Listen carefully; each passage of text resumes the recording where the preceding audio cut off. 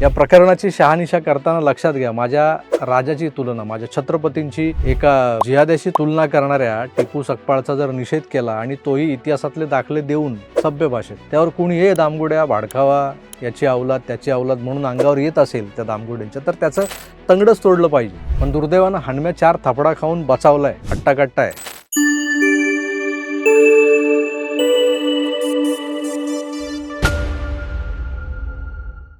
शीर्षक वाचून तुम्ही म्हणाल, काय चाललंय सूर्यवंशी?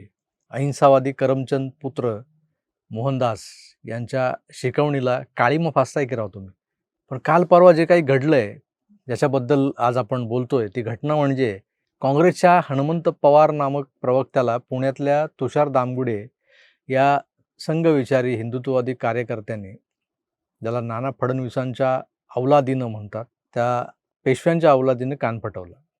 शीर्षकात कॉम्रेड हणम्याला हाणलाय असं जे लिहिलंय, त्यावरून तुम्ही बुचकळ्यात पडलेले असाल तर त्याचं नेमकं असं आहे की बामसेफी बांडगुळं जी आहेत ना, ती साम्यवादाच्या जवळ जाणारी भाषा सातत्यानं बोलत असतात. सनातन हिंदू धर्मावर, आमच्या देवी देवतांवर सतत गरळ ओकत असतात. तर या मुशीतून तयार झालेल्या हणमंत पवार नावाच्या अर्बन नक्षल्यानं संगोट्या दामगुड्याकडून मोजून 7 फटके खाल्ले. 5 चापट्या आणि 2 ओझरत्या लाथा. या मारहाणीचं मी किंवा माझं चॅनल अजिबात समर्थन करत नाही, असं मी अजिबात म्हणणार नाही.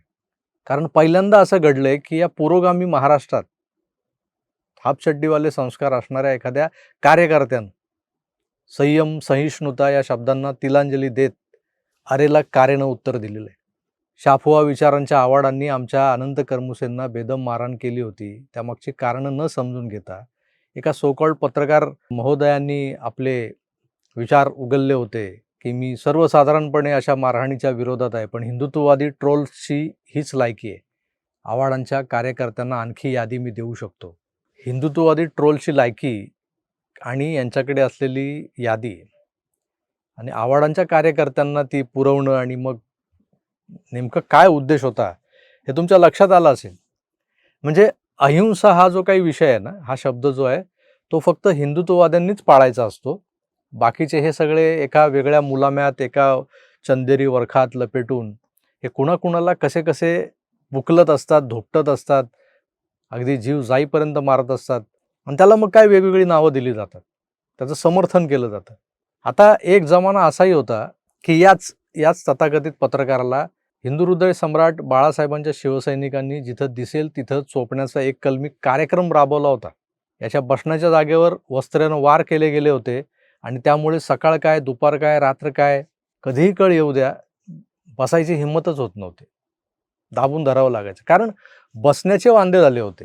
त्या माणसानं अनंत कर्मुसेंच्या काळ्या निळ्या पडलेल्या पाठीवर अशी ही पोस्ट करावी, काय म्हणायचं याला?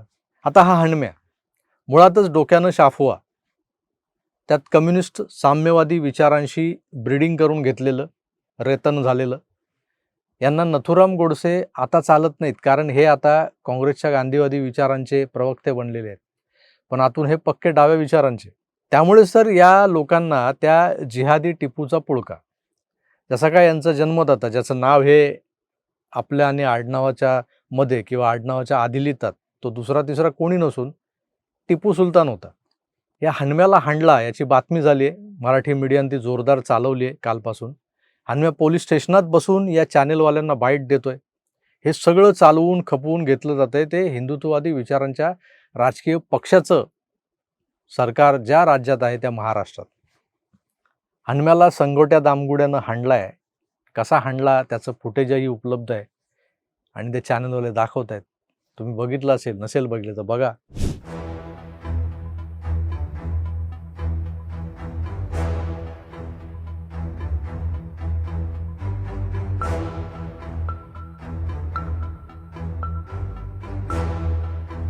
आता या हणम्याला हाणला का हा प्रश्न अनेकांना पडला असेल, तर याचं कुळ मूळ हे दडलंय काही दिवस आधीच्या एका चॅनलवरच्या डिबेटमध्ये. तुषार दामगुडे इतिहासातल्या नोंदीचा दाखला देऊन टिपू सुलतानाचं एवढं उदात्तीकरण नको असं सांगत असताना, या चर्चेत काँग्रेसचं प्रवक्तेपद निभावत असताना, काँग्रेसच्या हर्षवर्धन सकपाळ यांचं समर्थन करताना, दामगुडेंच्या विधानांना मुद्देसूद काउंटर करायचं सोडून हा हणम्या नेमका काय बोलला हे तुम्हीच ऐका. आधी तुषार दामगुडे काय बोलले ते आधी ऐका. हा महाराष्ट्र उमाजीराजे नाईक, आमचे क्रांतिगुरु लवजी बाबा वस्ताद यांचा आहे. हा महाराष्ट्र टिपू आणि औरंग्याचा नाही, हे मी या ठिकाणी अधोरेखित करू इच्छितो. याच्यामध्ये हर्षवर्धन सपकाळ सारख्या ज्या अवलादी आहेत ते त्या काळातल्या सूर्यजी पिसाळ आणि बाजी घोरपड्यांच्या अवलादी आहेत. कारण त्या काळामध्ये देखील आदिल आता टिपूचं समर्थन करणारे हे सूर्याजी पिसाळ, बाजी घोरपड्यांचे वंशज आहेत, त्यांच्या अवलादी आहेत असं दामगुडे बोललेत. आणि त्यात वावगं असं काहीच नाही. हिंदूंवर अनन्वित अन्याय अत्याचार करणारा टिपू सुलतान आणि मराठ्यांचं नामोनिशाण मिटवायला दख्खनमध्ये येऊन उभा ठाकलेला औरंगजेब, ज्यांना आपला बाप वाटतो, या महाराष्ट्रात राहूनही आपला बाप वाटतो, त्यांचा DNA हा हिरवाच असू शकतो आणि यात काही दुमत नाहीच आहे. पण हे बोल ऐकून हनम्याच्या डांगीला आग लागली. जणू काय याच्या बापालाच दामगुडेंनी शिव्या घातल्यात. अशा तिरमिरीत तो लागला बरळायला.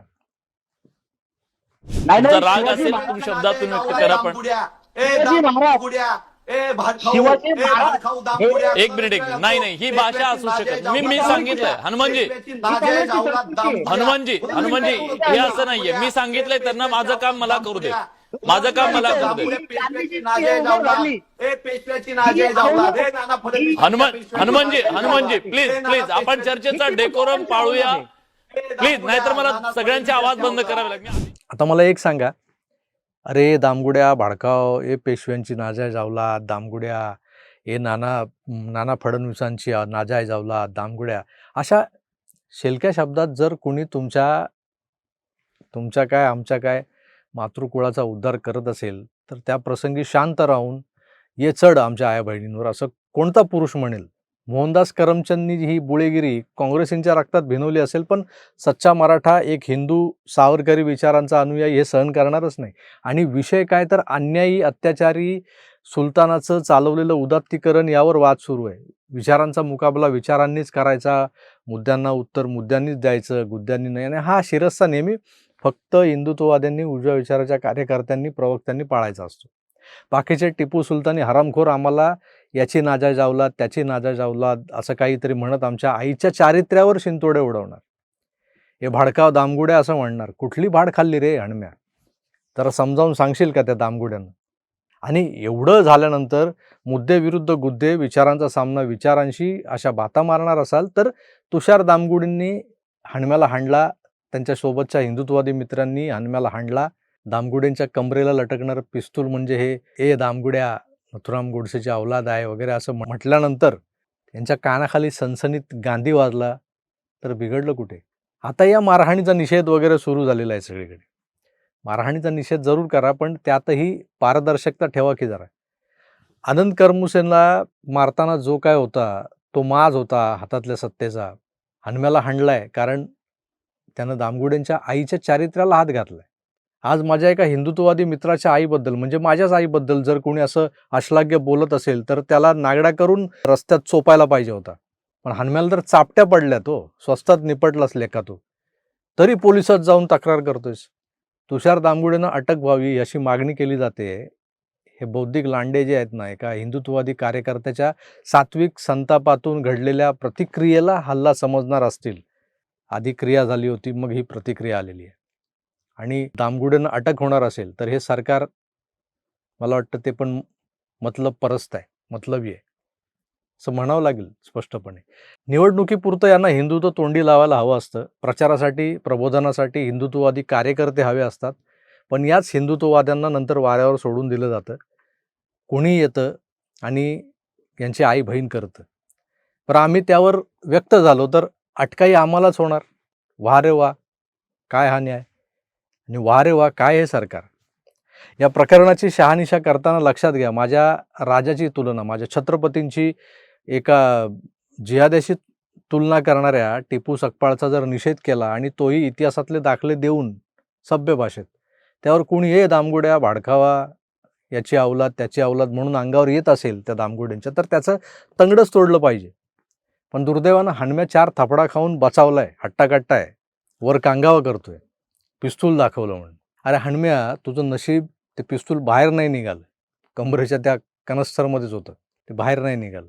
तर भडकाऊ विधानं, असभ्य भाषा कोणी वापरली, कोणी केली, कोणी या चर्चेला कुस्तीचा आखाडा बनवला, याचं नीट आकलन करून मगच पोलिसांनी या हनम्याला झालेल्या मारहाणीचा तपास करावा, एवढीच नम्र विनंती आहे.